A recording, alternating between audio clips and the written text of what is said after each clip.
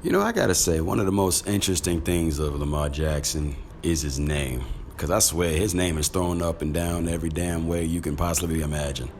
The new version is Steve Young coming out and saying that the Ravens are holding Lamar Jackson back, not getting him a supporting cast, and showing what he can really do.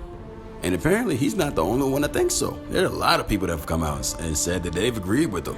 Now, what argument do they have? What reasons do they have? Oh, just the same ones they've been throwing around his entire career in the pros. Said he needs wide receivers, and Greg Roman must be fired. So what I'm gonna do is be that guy. I'm gonna be that guy, and I'm gonna say that is probably the dumbest thing that I have heard, and I've heard a lot of dumb things, especially this offseason. Now check this out. Now, historically, the Baltimore Ravens have not been good at drafting wide receivers. They've just not been good at it. First round, second round, third round, doesn't matter. Those guys coming into the league, they don't really do much. They don't make names for themselves. Probably the closest one to making a name for himself was Torrey Smith, and he was a high caliber second wide receiver. No shade at him, but I just never viewed him as a number one receiver for many reasons. But the main reason was when Baltimore made that not so brilliant move in trading away Anquan Bolden the year after they won the Super Bowl.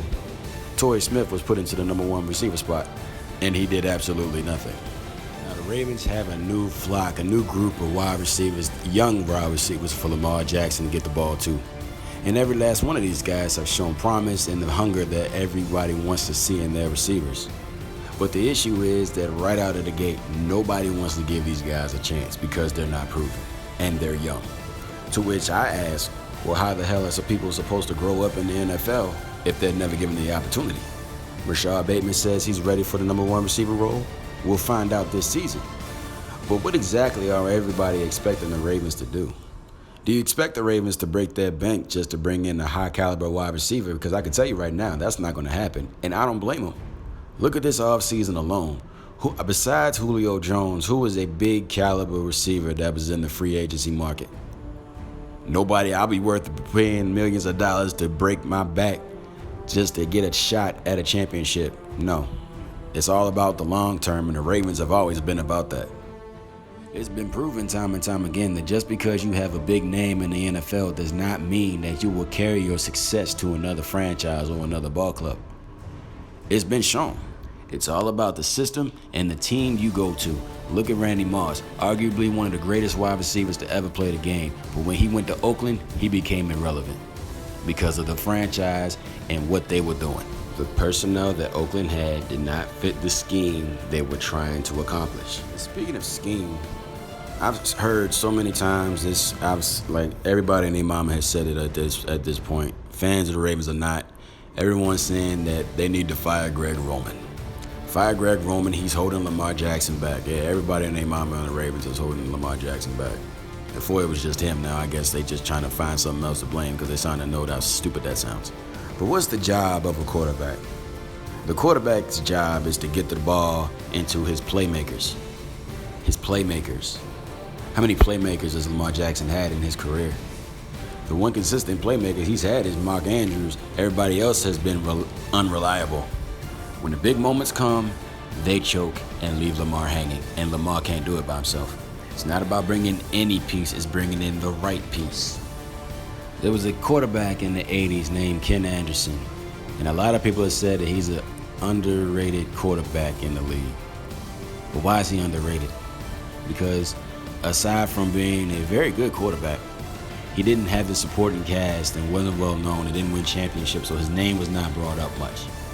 But his offensive coordinator, Bill Walsh, ended up becoming the head coach of the San Francisco 49ers, took the West Coast offense to San Francisco, gave it to Joe Montana and Jerry Rice and Roger Craig, and those boys took it and ran.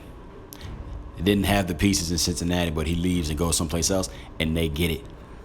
That's how that works. Now, don't get it twisted. I'm not saying that Greg Roman is Bill Walsh. I'm not saying that. But what I am saying it is about function. It's not about flash. It's not about getting a big name receiver. It is about, can he come in and function with the team? Function with what the offense is trying to do. Look at the Rams. Are you honestly going to sit there and tell me that you would expect Jared Goff to lead the Rams last year to a Super Bowl championship? Hell no. They needed Matthew Stafford for that, because he was the missing piece that team needed. I'm all for teams bringing in the right guy at the right price that'll fit what they're trying to do. But that's just it. It has to be the right guy and the right price.